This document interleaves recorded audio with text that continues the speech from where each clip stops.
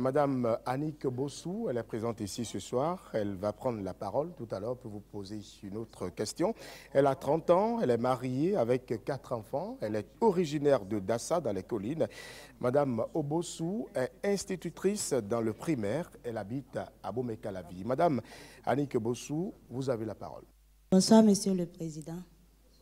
Ma deuxième préoccupation, c'est par rapport au fléau ICC Service qui a menacé beaucoup de personnes. J'en suis également victime. J'ai déposé mes pots 450 000 là-bas. Alors, je demande au Président de nous dire honnêtement, parce qu'ils nous ont promis dans ce pays que ça sera remboursé. Est-ce que c'est encore possible? Nous allons prendre les engagements pour vous rembourser ceux dont vous avez été spoliés. Parce que je l'ai dit en 2010 déjà, il faut que le gouvernement actuel paye. Parce que c'est sa responsabilité. C'est la responsabilité du gouvernement. Et c'est la principale raison pour laquelle nous devons faire face à ça. Je ne vous avais pas vu avant de faire cet engagement. Parce que justement, vous aviez confiance. Vous pensiez que ces gens étaient autorisés par le gouvernement à exercer. Vous les avez vus à la télévision. Vous les avez vus même donner des voitures à la gendarmerie.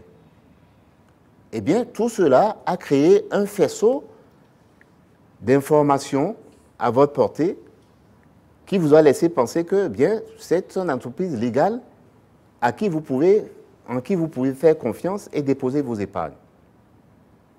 Donc, le gouvernement béninois doit payer. Et c'est pour ça que nous, à partir du 6 avril 2016, pour redonner confiance à la signature du gouvernement du Bénin, nous allons rembourser les déposants d'ICC Service. Et je vous dis, nous avons les ressources pour ça. Alors, parce que la question qui est posée après, c'est maintenant que vous dites cela, comment vous allez faire? Nous parlons, d'après les chiffres du gouvernement que j'ai moi-même à ma possession, nous parlons de 150 milliards avant audit. Demain, je vais les auditer. Sur 5 ans, ça me fait 30 milliards en moyenne à payer. 30 milliards, ça fait moins de 2% des recettes budgétaires annuelles. Donc ce n'est pas la mer à boire. C'est une décision politique à prendre. Mais c'est une décision responsable parce que nous avons besoin de votre épargne demain. J'espère que vous avez épargné depuis un peu d'argent de côté. Parce que demain, nous allons lancer des obligations pour pouvoir investir dans les infrastructures qui sont nécessaires.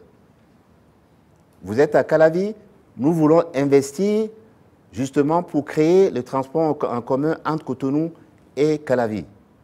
Parce qu'il faut désormais des transports de masse.